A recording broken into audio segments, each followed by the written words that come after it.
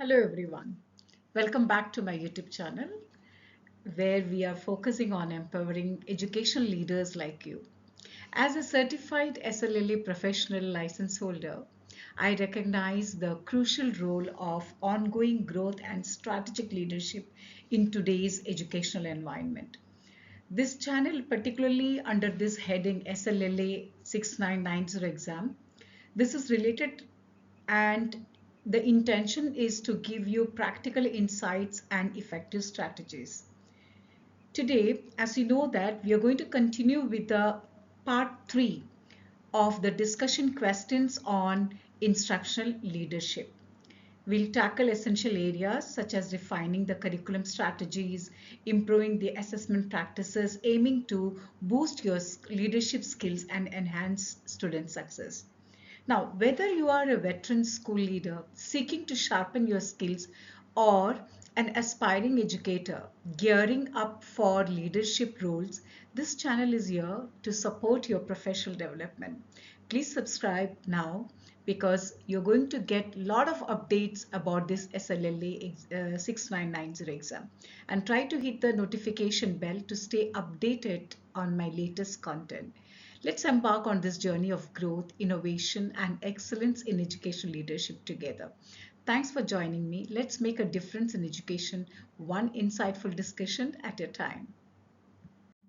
So let's recall. Under this instructional leadership, there are three key areas focusing on A. Professional development and building capacity. B. Rigorous curriculum and instruction. And C. Assessment and accountability. So in this video, we are going to continue with the part 3. We completed 13 questions in the in the previous part, total part 1 and part 2 together. Now we are going to complete the balance or the whatever is left out under this particular category. So in this video, we are going to explore all the essential questions within the instructional leadership category. So from enhancing professional development and building capacity to ensuring a rigorous curriculum and optimizing assessment practices, will cover it all to support your leadership journey. Please stick around until the end as I break down key concepts. I'm going to share practical tips. I'm going to discuss with you the real world scenarios that align with the SLLA 6990 exam expectations. So if you're eager to elevate your instructional leadership skills and make a significant impact in your school, this video is your gateway to success. Please don't forget to check out the link in the description for my first video on strategic leadership, and stay tuned for future episodes where we'll dive into the remaining content categories with the same level of detail. So let's unlock the insights that will drive the future of education leadership. Welcome once again, where leadership meets learning, innovation, and excellence. Let's get started. So let's start with the discussion questions on instructional leadership part 3. That's the final part. Okay, so that's a question you can see on the screen. Question number 14. What types and sources of classroom data can be used to evaluate student improvement? So as a school leader, under this instructional leadership, we have to find out what are the different types and sources of classroom data. So when we talk about the classroom data, there are formative assessment data, summative assessment data, student work samples, observational data, attendance and participation records, progress monitoring data, and parent and student feedback. But when we talk about all these things, we should also be very specific about the type and sources. So let us start with the first one, formative assessment data. Under that, what are the type? Under the type, you can say like ongoing assessments conducted during the instruction, example, quizzes, exit tickets, homework. And about the source, you can mention that classroom teachers have to collect and analyze formative assessment data to monitor student progress on a regular basis. These assessments provide immediate feedback on student understanding and mastery of specific learning objectives. I hope this point is clear. Now the second one is summative assessment data. Under the summative assessment data, we are talking about the type, and under the type we can see that end of unit or end of term assessments designed to measure student achievement against learning standards. And the sources is like the summative assessments include standardized tests, unit tests, final exams administered periodically throughout the academic year. They provide comprehensive data on student performance and overall proficiency levels. Now, number 3 is student work samples. Under this, when we talk about the type, examples of student work is essays, the projects, the portfolios, or the class tests, or the surprise test. All these things demonstrates learning progress and application of knowledge. And what are the source? When we talk about the sources, we can say teachers have to collect and review student work samples to assess depth of understanding, critical thinking skills, and creativity. Analyzing student artifacts provides insights into individual learning trajectories and areas needing improvement. Number 4 is observational data. Under the observational data, the types can be systematic observations of student behavior, engagement, and participation in classroom activities. Next is the source under the same thing. So principals, administrators, and instructional coaches conduct classroom observations to assess instructional practices, student interactions, and classroom climate. I hope that point is clear with you all. So observational data inform professional development and instructional improvement efforts. I believe that you will agree with that. Now, talking about the fifth one is attendance and participation records. So what are its types? Under the type, you can see that records documenting student attendance, punctuality, active participation in class, etc. And about the sources, you can say that attendance records and participation logs maintained by teachers and school administrators provide indicators of student engagement and commitment to learning. Monitoring attendance trends helps identify students at risk of academic challenges and inform targeted interventions. So that is quite simple. Next is progress monitoring data. Under this, let us talk about the type, data tracking student growth over time in specific skills or academic areas. The sources are progress monitoring tools and assessments such as benchmark tests and growth charts measure incremental improvements in student performance. These data points facilitate data-driven decision making and intervention strategies tailored to individual student needs. And now the seventh one, parent and student feedback. So what are its type? Input from parents and students regarding the perceived whatever learning that they have done, they have perceived, and also about their academic growth. The sources are, how do you get this? Through surveys, conferences, and communication channels, which allows the parents and students to provide feedback on learning experiences and its effectiveness and the areas of interest or concern.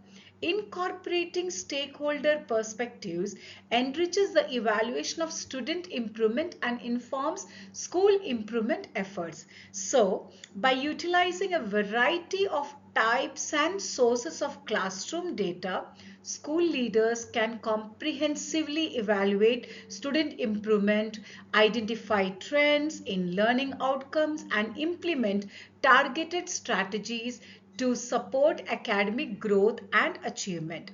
Effective data analysis and interpretation enable informed decision making, promote accountability, and enhance instructional leadership within the school community. So moving on to the next question. What types and sources of data can be used to monitor and evaluate instructional strategies? Check the question.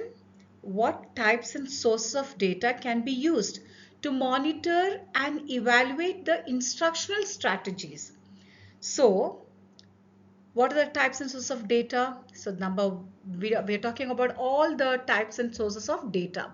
So you can see on the screen, student achievement data, formative assessment data, observational data, teacher self-reflection and teacher self-reflection, yes, learning walks and instructional rounds, student engagement and feedback, data from LMS and educational technology. So let us explain in a little bit of details that's required here. So number one is student achievement data. Let us talk about the type. So the type can be performance on assessments, standardized tests, and academic benchmarks. What are its sources? Teachers collect and analyze student achievement data to assess the effectiveness of instructional strategies in promoting academic growth and mastery of learning objectives. Comparing pre and post assessment scores actually provides insights into the impact of instructional practices on student learning outcomes. Number two is formative assessment data. So let us talk about the type. So the type of formative assessment data is ongoing assessments conducted during the instruction. Example, quizzes, class discussions, surprise tests, peer reviews, etc. What are its sources? Formative assessments offer real-time feedback on student understanding and engagement. Teachers use formative data to adjust instructional strategies, differentiate instruction, and address misconceptions promptly. Analyzing trends in formative assessment results informs instructional decisions aimed at improving teaching effectiveness. Now, talking about the observational data, let us discuss about its type first. So, systematic observations of classroom instruction and teacher-student interactions. Under the source, you can say the MLTs, SLTs, the principals, instructional coaches, and peer evaluators have to conduct classroom observations to evaluate instructional strategies in action. Observational data capture teaching methodologies, classroom management practices, and student engagement levels. Feedback from observations guides professional development and supports teachers in refining instructional approaches. Number four is teacher self-reflection and reflections. Okay. So under this, type, we can say reflections by teachers on their own instructional practices and student responses. Under the source, you can mention that teachers engage in self-reflection and peer reflections to assess the alignment of instructional strategies with learning objectives and student needs. Reflective practices encourage continuous improvement, professional growth, and collaborative learning among the educators. Number five is learning walks and instructional rounds. So under this, we can speak about the type, that is collaborative visits to classrooms to observe instructional strategies and student interactions. What are its sources? Okay, school leaders and instructional team conducts learning walks and instructional rounds to gather diverse perspectives on teaching practices across grade levels and subject areas. Data collected during these visits inform professional learning communities, that is PLCs, and support collaborative efforts to enhance instructional effectiveness. The sixth one is student engagement and feedback. Under this, the type is indicators of student participation, interest, and satisfaction with instructional activities. And its sources are student surveys, focus groups, and classroom discussions provides valuable feedback on instructional strategies. impact on learning experiences and student motivation. Assessing student engagement and perceptions helps educators tailor instruction to meet diverse learning preferences and enhance overall learning outcomes. So let us talk about the last one. Seventh one is data from LMS, that is Learning Management System and Educational Technology. So what it's type? Usage data from digital platforms, online assessments, and interactive learning tools. Sources are LMS analytics and educational technology data, track student progress, participation rates, and interaction with digital resources. Analyzing technology-driven data informs decisions on integrating digital tools into instructional strategies, personalized learning approaches, and addressing digital equity. So by utilizing these types and sources of data, school leaders can effectively monitor and evaluate instructional strategies, promote evidence-based decision making, and support continuous improvement in teaching and learning practices within the school community. Data informed insights actually facilitate collaborative efforts among educators to enhance instructional effectiveness and optimize student achievement outcomes. Question number 16. How and when should parents and other stakeholders be informed about the results of test or other data collected within the school and district? Okay, so communicating test results and data to parents and stakeholders, number one, that is we have to start with communicating the test results and data, right? So how do we start with this? Number one is timely and transparent communication is required. So what strategy would we adopt? Provide timely updates on test results and data findings to parents and stakeholders. How do we explain this further? So communicate test results promptly after assessments are completed, ensuring stakeholders receive information in a timely manner. Transparency in sharing data fosters trust and accountability within the school community. Next is clear and accessible format should be there. So the strategy is that present data in clear, accessible formats that are easy for parents and stakeholders to understand. So we can explain this further by saying that you can use graphs, charts, and visual representations to illustrate key findings and trends in the test results. Translate technical educational terminology into plain language to enhance comprehension among diverse audiences. Many schools are doing this, but still this point is very, very important. Number three is parent information sessions and workshops. So the strategy is conduct information sessions and workshops to discuss test results and data implications. And how it can be done further, we can explain that by saying by hosting meetings where parents and stakeholders can engage with the school leaders and educators to understand the significance of test results, provide opportunities to them for questions, discussions, and clarifications to address concerns and promote informed decision making. Number four is individualized student reports, which are very important. So you need to issue individualized student reports that detail performance on assessments and progress towards the learning goals. So how can we do? Distribute personalized reports that highlight strengths, areas of improvement, and recommendations for academic support. Empower parents and guardians to partner with educators in developing strategies to enhance student achievement.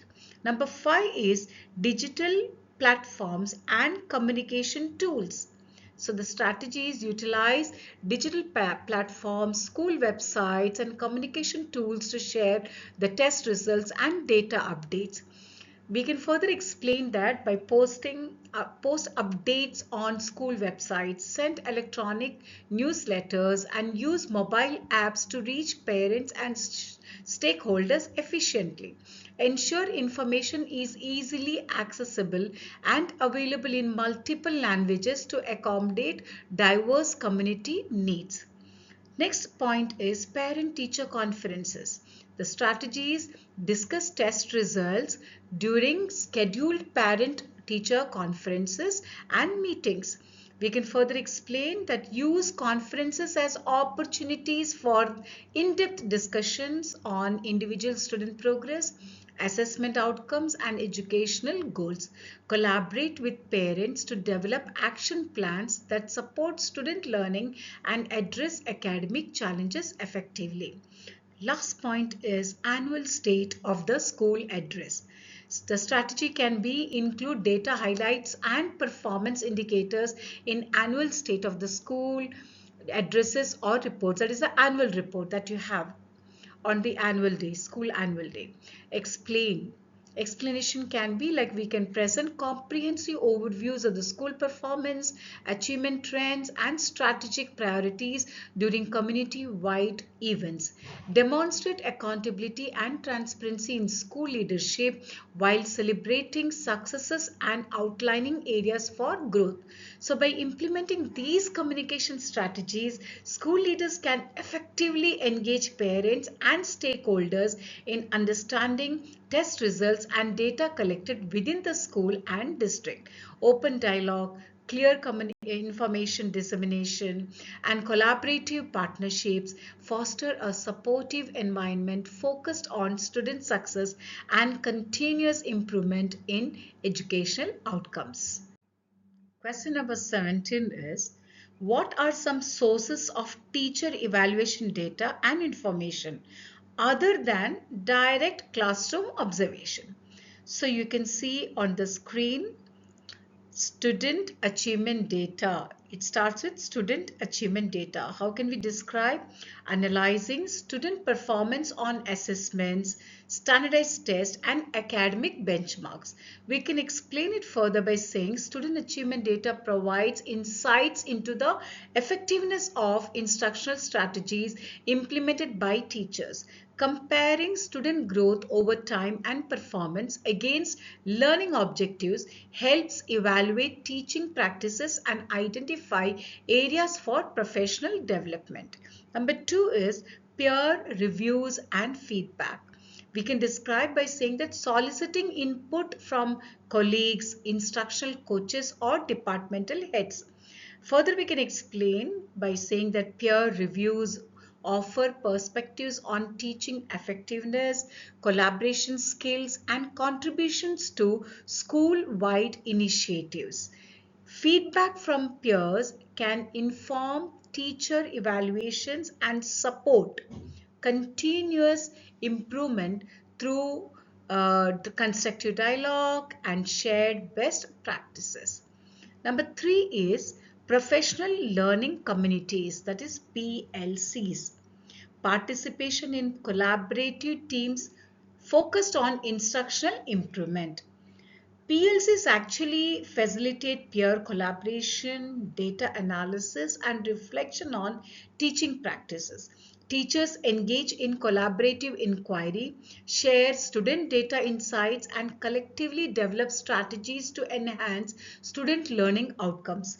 PLC's outcomes actually contribute to teacher evaluation by demonstrating collaborative efforts and professional growth.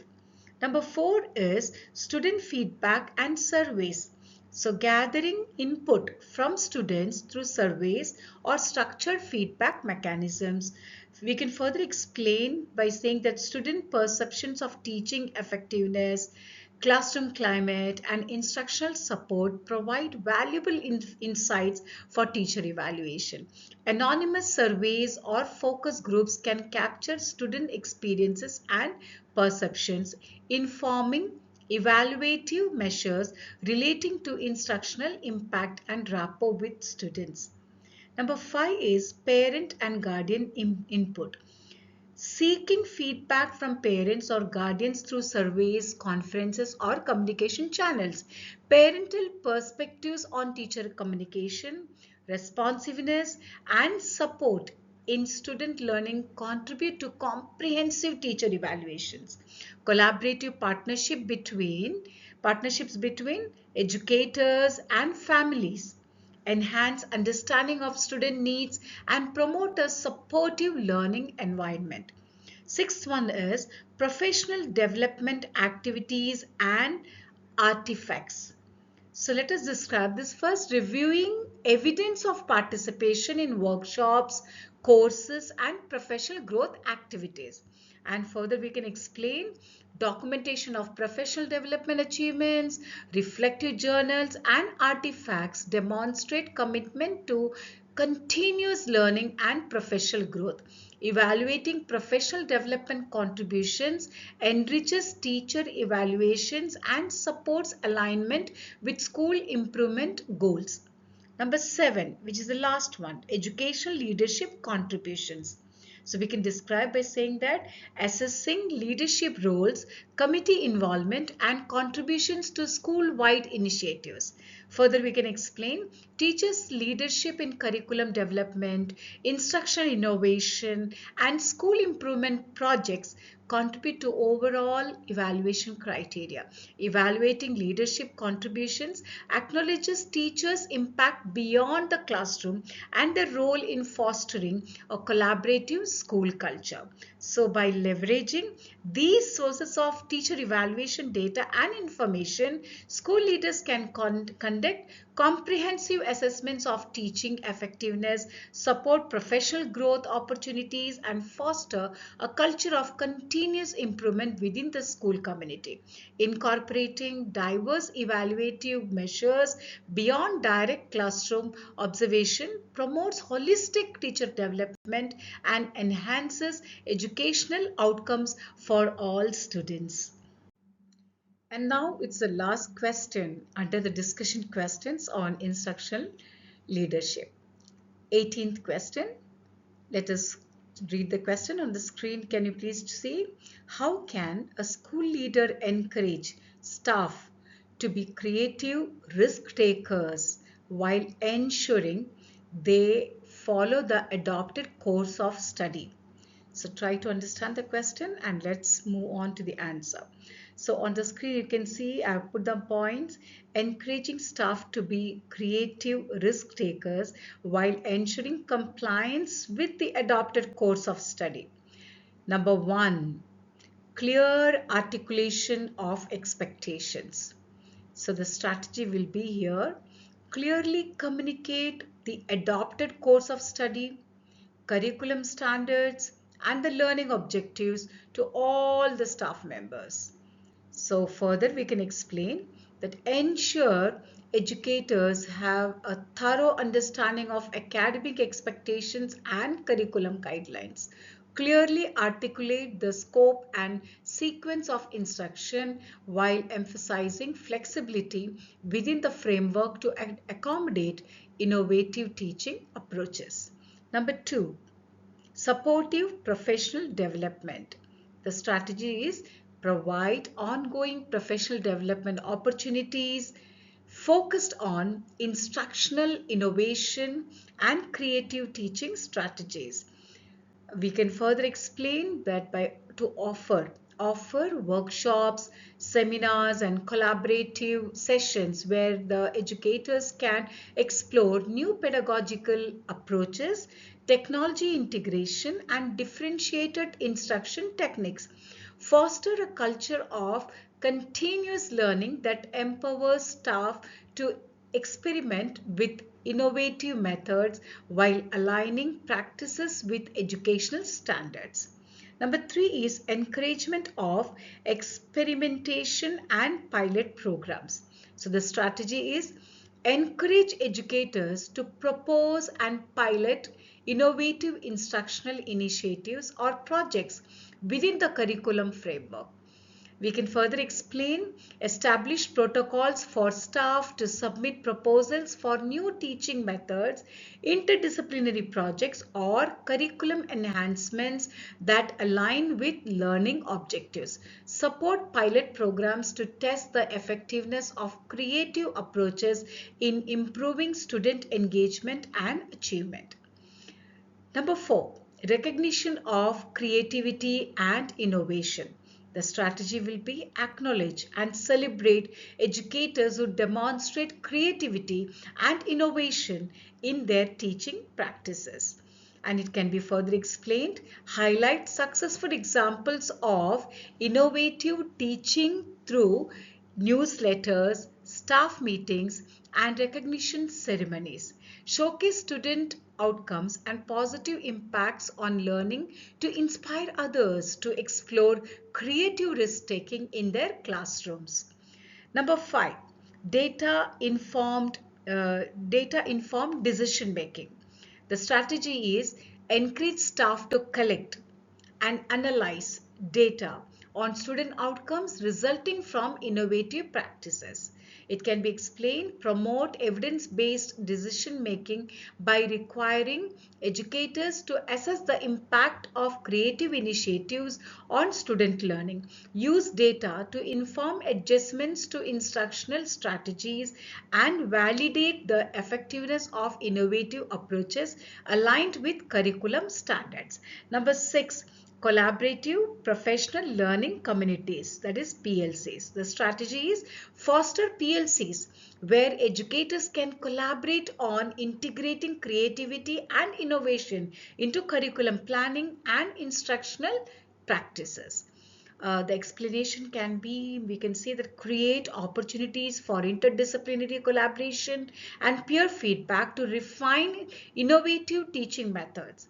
Facilitate discussions on balancing creativity with adherence to curriculum requirements, ensuring alignment with academic standards while promoting innovative thinking. Number 7 is feedback and reflection process. The strategy is implement regular feedback loops and reflective practices to evaluate the impact of creative risk taking on what? On student learning outcomes. We can explain it further by saying that encourage educators to self-assess and seek input from colleagues, administrators, and students on the effectiveness of innovative instructional strategies. Use feedback to identify strengths, areas for improvement, and opportunities for further professional growth in creative teaching practices. So by implementing these strategies, school leaders can create a supportive environment that encourages educators to embrace creative risk taking while ensuring alignment with the adopted course of study and curriculum standards. Balancing innovation with compliance fosters a culture of continuous improvement and enhances student engagement, achievement, and overall educational excellence within the school community. By implementing these strategies, school leaders can create a supportive environment that encourages educators to embrace creative risk-taking while ensuring alignment with the adopted course of study and curriculum standards. Balancing innovation with compliance fosters a culture of continuous improvement and enhances student engagement, achievement, and overall educational excellence within the school community. So to summarize, mastering instructional leadership through strategic data use is crucial for both student success and excelling in the SLLA 6990 exam. By leveraging diverse data sources such as formative assessments, student work samples, observations, and collaborative feedback, school leaders can help teachers refine their strategies and improve learning outcomes. Remember, The instructional leadership category is key for the SLLA 6990 exam as it comprises 27 questions and 17% of the total content. Your dedication to these strategies will enhance your leadership skills and foster a culture of continuous improvement in your school. We have now tackled all these questions, discussion questions across 3 parts. Please review these concepts and examples thoroughly. Best of luck with your upcoming SLLA 6990 exam. Thank you for watching. Click subscribe and turn on notifications to stay updated with our latest content. Your commitment to learning and growth is essential for unlocking every student's potential. Thank you once again. Signing off. It's Dr. Sridevi Pitashnath.